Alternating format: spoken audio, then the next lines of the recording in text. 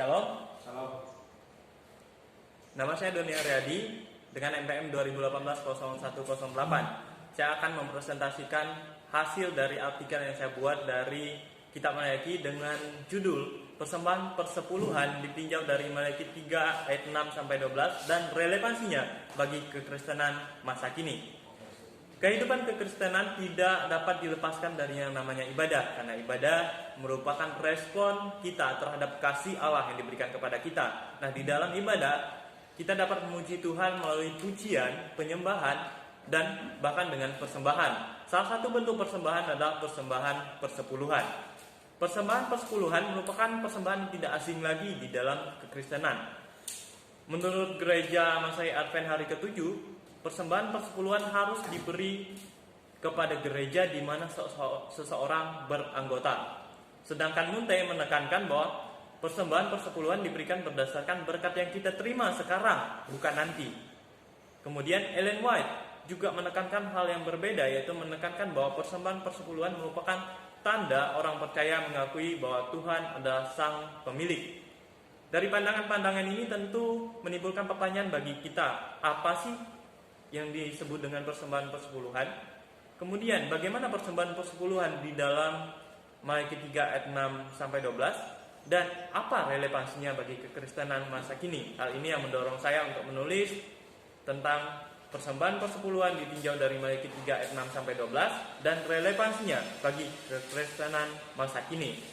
Yang kita harus perlu tahu adalah persembahan persepuluhan merupakan pemberian kepada Tuhan berupa 1/10 atau 10% dari hasil usaha, pekerjaan, ternak, ladang, dan maupun hasil dari pekerjaan-pekerjaan lainnya.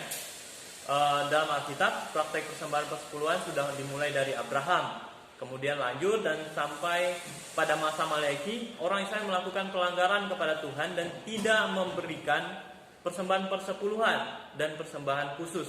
Tindakan orang Israel itu Tuhan pandang sebagai perbuatan menipu Tuhan.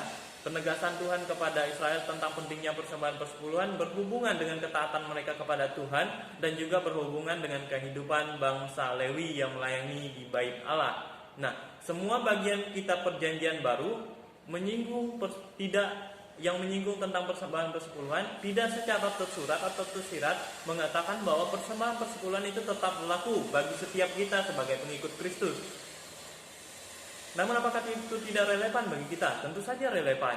Persembahan persepuluhan dalam Perjanjian Baru dan sampai saat ini dilakukan dengan hati yang baru, yang senang melakukan kehendak Allah dan dengan dipimpin oleh Roh Kudus. Karena itu lebih unggul dibanding dengan persembahan persepuluhan yang diwajibkan sebagai hukum agamawi. Nah, saya akan membahas persembahan persepuluhan dalam Malayaki 3 ayat 6 sampai 12. Di dalam Malayaki 3 ayat 6 sampai 12, persembahan persepuluhan yang pertama yaitu sebagai bukti ketaatan kepada Allah. Kita dapat melihat dari ayat 6 sampai 9, kita tahu bahwa bangsa Israel itu hidupnya diatur oleh hukum Taurat. Namun seringkali mereka tidak melakukan hukum Taurat, artinya gagal melakukan hukum Taurat. Nah, kemurtadan mereka sudah berakar dalam. Oleh sebab itu Malayaki memanggil mereka untuk kembali kepada Allah dan menuruti perintah-perintahnya. Jadi persembahan persepuluhan di dalam Malayaki 3 secara khusus ayat 6 sampai 9 itu merupakan cara dan bukti mereka kembali kepada Allah. Kemudian yang kedua, persembahan persepuluhan adalah perintah Allah. Kita dapat melihat ayat 10 sampai 12. Allah memerintah kepada bangsa Israel agar mereka melakukan persembahan persepuluhan yang sudah lama mereka abaikan. Persembahan persepuluhan dibawa tidak boleh hanya sebagian, artinya harus utuh karena ini berkaitan dengan kehidupan bangsa Lewi yang melayani di Bait Allah, dan jika tidak demikian mereka menipu Allah. Persembahan persepuluhan ini kalau kita lihat dalam ayat 10 diberikan ke rumah perbendaharaan Tuhan, artinya ke Bait Allah. Kalau kita lihat dalam ayat 10, perbendaharaan yang dimaksud adalah Bait Allah. Rumah perbendaharaan ini yaitu semacam gudang penampungan untuk bangsa Israel. Fungsi ini sangat vital dari keperluan kelengkapan dalam ibadah orang Ibrani. Nah, itu sebabnya ketaatan orang Israel dalam memenuhi rumah perbendaharaan adalah merupakan wujud ketaatan mereka kepada Allah. Kemudian tujuan memberikan persembahan yaitu seperti yang saya katakan tadi, kalau kita lihat ayat 10 itu untuk memenuhi kebutuhan atau menafkahi suku Lewi yang melayani secara full time di dalam bait Allah. Jika pemasukan para imam dan orang Lewi ini kosong, umumnya umat Allah harus disalahkan pada saat bersamaan karena mereka mencabut hak-hak para hambanya, yaitu bangsa Lewi yang melayani di bait Allah. Apa sih akibat bagi bangsa Israel ketika mereka memberikan persembahan persepuluhan? Kalau kita lihat dalam ayat 3 sampai pasal 3 ayat 10 sampai 12 menjelaskan akibat yang dari memberi persembahan persepuluhan, seperti menerima berkat secara berkelimpahan, Tuhan menjaga penghasilan mereka dan menjadikan mereka negeri kesukaan.